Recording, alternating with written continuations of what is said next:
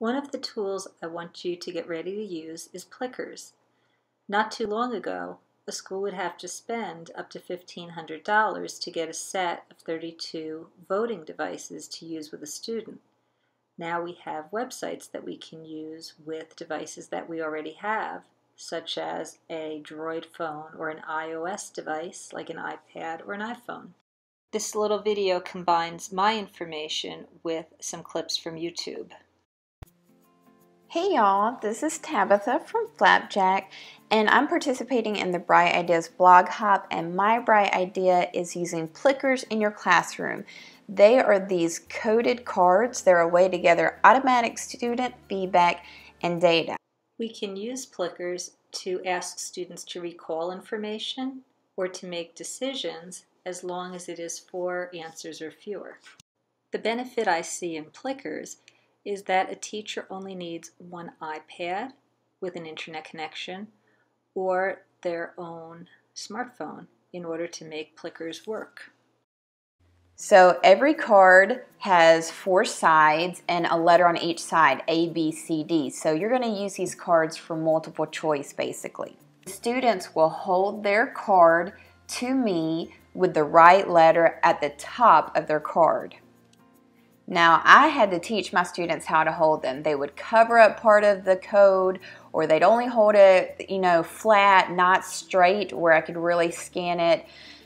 Or also, they might keep it up after I'd already scanned, and if it had changed direction at all, it would change their answer on my phone. What's really nice is that this can be made to work for very young students as well. Another teacher's video shows how she set it up so that her kindergartners can use Plickers. This is what you're going to actually get. It's going to be a sheet of paper, and it's going to have these 2 little figures on it. What's really hard to see is that they're going to number each one for you.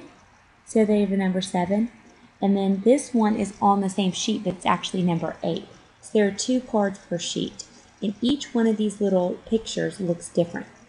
But each student is going to get an A, a B, a C, and a D side, okay? So to make this work in my classroom, what I actually did was I took the Plickers and I cut them in half, and then this is the side that has to be shown to the camera.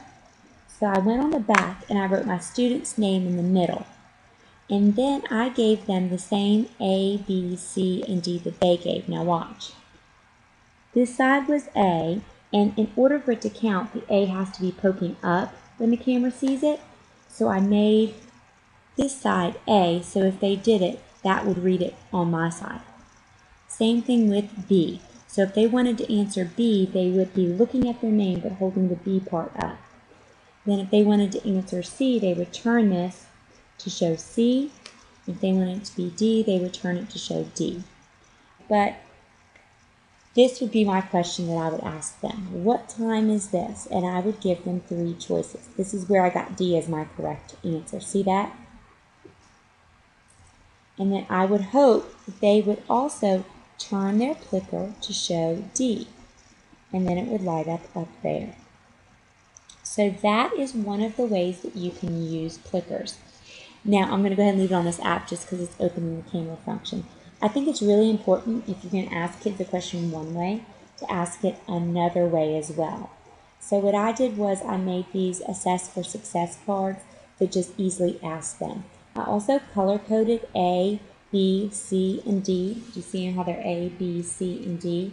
They match the same colors I put on this side, A, B, C, and D. That's just to help as well. This is just an overview. We'll work more on this at the workshop. I am asking you to create your own Plickers account, and there is a second video if you'd like to watch and learn how to do that.